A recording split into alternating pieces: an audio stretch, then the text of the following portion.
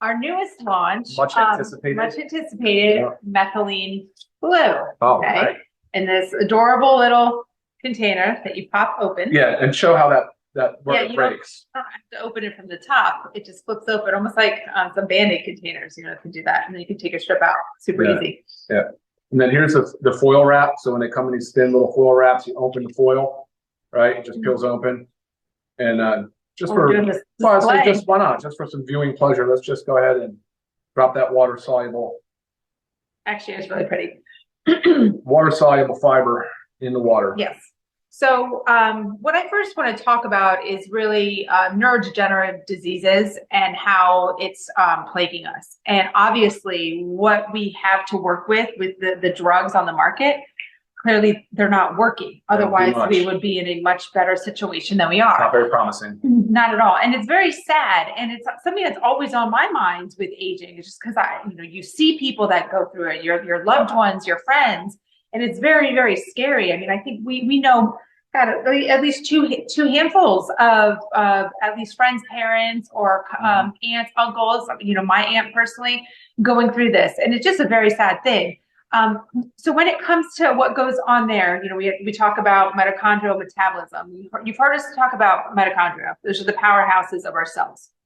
Those are the things that are responsible for the energy. So what happens as we age, as our brains age, is our mitochondrial metabolism decreases. So that energy production inside there in all of our cells in our body, that energy production goes down. It's not happening like it should. And that leads to, for simple cases, just memory loss, lack of focus. Sure. But then obviously our extreme cases, our dementia, our Alzheimer's, which are Parkinson's, all very, very, very prevalent and again, scary. Yeah. So the goal is to take supplements, do things helpful for our body, lifestyle medicines that can prevent that from happening, that can come in and jump into that mitochondria and help that energy production. It's like your electron transport chain, but I know that's getting a little technical. And that's the goal with this. And that is really the goal with Methylene Blue. It definitely is. 100%. I think today's discussion is as much about metabolic health as it is about a supplement. I think that supplements are only like one part when we talk about it. And, we talk a lot about aging and how the signs of aging originally start to show up. And for Lisa and I, most of the time we say, well, look, it's a physical sign. It looks like a lack of muscle mass. It looks like sarcopenia. It just looks like somebody that hasn't been able to maintain healthy lean muscle mass as they age. But unfortunately, with brain health, and I don't like that term so much, but it's typically, a process that can start at any time, can really start at any age, especially now with our environment, the foods we eat, the toxins we're exposed to. So the environmental impacts are actually pretty great in this category. And you don't recognize that it's going on. It's not visual, like you said, with like muscle loss. You don't recognize it's going on until it's a little bit there and too late. Yeah, right. And so that now I'm starting to shift sort of my way of viewing aging a little bit. It's like, of course, there's the physical manifestations of not having enough muscle loss or muscle mass. But then you start thinking about the way the brain health sort of the transgression of like the way it changes and evolves and how early of an age it can set in. And you can start with like, you hear people describe as brain fog or lack of focus or inattention, that kind of stuff. So anyway, that's really like, when I think about this discussion, I'm thinking metabolic health. And what does that even mean? She talked about mitochondria, she talked about electron transport chain, but really it's about like metabolism. Maybe we just can use that word as metabolic, so that we're thinking about the movement of energy and how our bodies derive energy, and specifically how our brain is using the energy that's created, and ways to optimize it. With metabolism, I'm sure your first thought is like, we talk about, we want to increase our metabolism in our bodies so we can lose weight, right? That's increasing the energy production. So it's the same thing, but it's going inside, it's in the cell, right, on a cellular level. Sure. Yeah, exactly. So I think that's what we should do. I think we should talk a little bit about the way the mitochondria works, the way that our energy is moved. It's not created or destroyed. It's a transfer of energy, and the way that aging sort of starts to slow down that whole entire process. So, okay. All right. So cellular health. So think about the brain as being an energy demand center, a very high energy demand center, the brain and the heart. But the brain is only about 2% of our body weight, yet is about 20% of our energy consumption. And the brain also, along with the spinal cord, is considered the central nervous system. And there's an entire barrier. It's called the blood-brain barrier that protects the central nervous system. So what that does, it's designed so that toxic metabolites and things can't really easily cross it and get into the CNS. That's the whole idea. And we'll come back to that in a few minutes when we start talking about methylene blue and exactly how it works.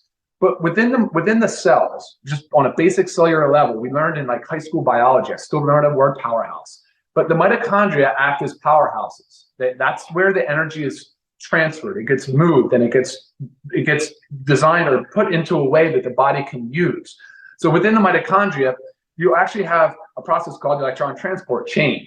And that's the process. And I'm going to use an analogy similar to like a train going down the tracks. So for cellular energy, typically it's glucose. For normal respiration energy, it'll use glucose. And it'll burn up the glucose and it'll create metabolites, which typically in this case are oxidants or free radicals.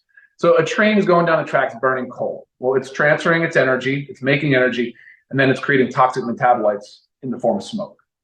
And so the body has a very big job of cleaning up this mess. And it's a constant mess that it's going through and cleaning up. And as we age, sometimes those systems start to break down. A typical cell, I think, has between 1,000 and 2,000 mitochondria. But again, as we age, we're constantly tearing them down, building new, making new, making new. And over time, as we start to see the system sort of break down, I think that's when you start seeing the signs of aging and the signs of disease really start to set in. It's a mitochondrial-based disease process. And it seems like that's really where most of our anti-aging experts and longevity pioneers are really putting a lot of effort into this category. Yeah. So, all right, cool. Let me see what I have for my notes. I think we can talk about methylene blue then now, Lisa. Why don't we go into that? So, all right, first of all, guys, this came up with Lisa and I as we're talking. Do me a favor and be aware of your searches, your internet searches. You will find stuff out there that is not accurate. There's a lot of misinformation in this topic. So just don't, try to validate or verify the source of information that you're getting. Methylene blue has been around for over a century, probably 150 years or so. It was originally developed as a synthetic dye. It is in the form of a salt. It later was found because the way that it was being used to dye slides and for microbiology, that they identified that it was killing viruses and bacteria. And eventually it was used as a treatment for malaria. So widely known for treating malaria. Scientists then started to really study this molecule significantly. I think the World Health Organization still has it listed as an essential medicine because of its utility. But what's cool about methylene blue is that it's a really small molecule and it has both water-loving and fat-loving properties. And that's key for the blood-brain barrier. I was going to say, because it readily crosses the blood-brain barrier. It goes quickly across, mostly because of its fat-loving properties. And then, of course, being 300 some Daltons, it's a small molecule. But by doing so, it really gets right into the brain and the spinal column. And that's where we'll start to talk about the way that this thing works, the mechanism of action. And of course, we'll start talking about dosing, some of the side effects and all of those as well. Okay, awesome. So, yeah. Okay, cool. All right. And I will say, when Ryan said about the studies, your sources, if you'd like some, just go ahead and reach out to me so I can send them to you. Because it does make a big difference. Again, you can type anything into Google and you could get one saying this and one saying that, but what's the validity of those? You got to know your source. And we'll come back to this a little bit, but I have clinical references from being a pharmacist and I pay for them. And so I'll reference those. And those are almost, those are all evidence-based. They're tied to clinical trials and studies. And often that's where I'll turn to for my information. And of course, I'll check on some of the simple searches as well. But yeah, she's right. Be careful with the information you get. All right. So how does methylene blue work? Well, primarily because the way that it's still being used today to treat like cyanide poisoning and carbon monoxide poisoning, it's a condition called methemoglobinemia. It's a case where there's not enough oxygen being delivered to the tissues, basically. So this has the ability to increase the amount of cellular respiration in the brain. So it carries more oxygen. It can do that because of its ability to synthesize heme proteins. And if you look up heme and you look at the function of heme, you'll start to see and understand a little bit more about how this product works. Methylene blue is also a potent antioxidant as well. And going back to the idea of cellular respiration on that electron transport chain and using glucose, they do create toxic metabolites in the form of free radicals. So having that antioxidant highly concentrated in the brain is of benefit. Right. And that's always the Pac-Man analogy, right? It comes in and it eats those free radicals. Yeah. So what's very unique about methylene blue is it's considered a redox agent. It can kind of ping pong, it can flip its role pretty significantly. So within the mitochondria, there's a process called electron transport chain. It also goes by other names, citric acid cycle, Krebs cycle. But this is the chain that transfers energy. And it does so by using electrons. And so the fact that methylene blue is an electron donor is a really big deal. So it can actually donate electrons to electron transport chain. It can also recycle those electrons. That's its part in regulating and helping to to supplement the mitochondria to produce more energy. That's all the goal there. Yeah. So obviously, with all of this being said, again, the name of the game here is we're focusing on the fact that it's highly concentrated in the brain and it's deeply involved in mitochondria and energy production. Yep. So what does all that mean? So it's going to help us with all of the things that we've just talked about. So from an aging perspective, I know you were just looking at studies now, that statistical significance with improvements in Alzheimer's, Parkinson's, so neurodegenerative diseases, still widely being studied and used. It helps with memory, focus, cognition. They say it out of the mental agility. They said you feel plugged in, a sense of focus. Right. All of these things are what people report after taking methylene blue. Sure. And some of these studies that I was just reading, that from these doctors reporting that it just like stopped, the Alzheimer's in its tracks, the methylene blue, and it's just kind of crazy to like hear that such a strong point. Like, wow. And so I'd love to again share those with you guys if you're interested in that. But it's just so many promising benefits. And again, what we have our hands on from the medical system right now for brain health is just so limited, and it's just not working. It's not working. Not working. And it's killing. I mean, it's our caregivers are the ones that suffer the most burden. So shout out to all you caregivers out there. I know how difficult that is on you. But we haven't even started seeing the real fallout, the pain from this unfortunately, this growth of a chronic disease that we're seeing. So we've got to start doing a lot more about it. And look, hopefully methylene blue resonates with you. And if it does, great. But the point of today's conversation is just to share our thoughts on how this can possibly improve your mitochondrial health and potentially have a role in the things we're talking about. Right. So, all right, how do we take it? Let's talk about dosing. Let's talk about the best way to take methylene blue. Let's go to the thing. We'll get some questions and we'll see, because I get a lot of questions. So right now, first question, you want to answer? You want to go? Pharmaceutical grade. That's the big one. You would go there. All right. I've had like 5 emails. So from pharmacy perspective, is it pharmaceutical grade? You guys are absolutely right for asking the question about the grade of methylene blue, because there's industrial dyes out there that are like covered in metals, high in metal content. So you're absolutely spot on to be asking about what grade it is. Now, look, the reality is that nothing is really pharmaceutical grade unless you're in pharmaceutical manufacturing. However, with that said, this is in fact methylene blue USP. All right, USP would be considered the equivalent or the source for pharmaceutical grade manufacturing. That's really, really important. So we'll load the certificate of analysis as well as the metals test up on the website so you guys can reference that, because that's a problem. So if you're using other methylene blues, just make sure that they have USP, make sure they have their metal testing, and take a look at the C of A to just look at the C of A as well. But the metal testing would be separate. So, all right, that's a big one, and good question. All right, what else? Anything? I think that was really the dosing. I think I get a lot of, and drug interactions. Yeah. All right. So dosing is published most to do with intravenous. So intravenous use is common with methylene blue. All hospitals have it on hand. A lot of functional medical their clinics do methylene blue IVs. Yep. So looking even at the clinical literature, shows about 1 to 2 milligrams per kilogram per day. That's typically IV usage. You're seeing 0.5 to 4, so 0.5 milligrams to 4 milligrams per kilogram per day IV. And so if you assume the fact that there's 100% absorption, bioavailability in IV, which is what you should do, then orally dosing, you would think you would need more. But however, more is not always better, especially with methylene blue. There's a hermetic dose response with methylene blue. You potentially could have the reverse effect at high doses. So what are those high doses? High doses are probably anything over 10 milligrams per kilogram per day. Like that would be extremely high, right? And that's just per kilogram means it's 2.2 pounds in a kilogram. But let's just assume it's an even two and we'll cut it in half. So I said it would be 10 milligrams per kilogram. Let's just do 5 milligrams per pound. You know, for me, that'd be 1,000 milligrams in a day. I weigh 210 roughly. It'd be 1,000 milligrams in one day. This is 20 milligrams per film. And there's 15 films in the box, right? So we're not talking about high dosages here. We are not even anywhere even close. As a matter of fact, the low dose range is about 20 milligrams to 60 milligrams orally. So we're on the low of the low, but at 20 milligrams has been shown to be plenty effective.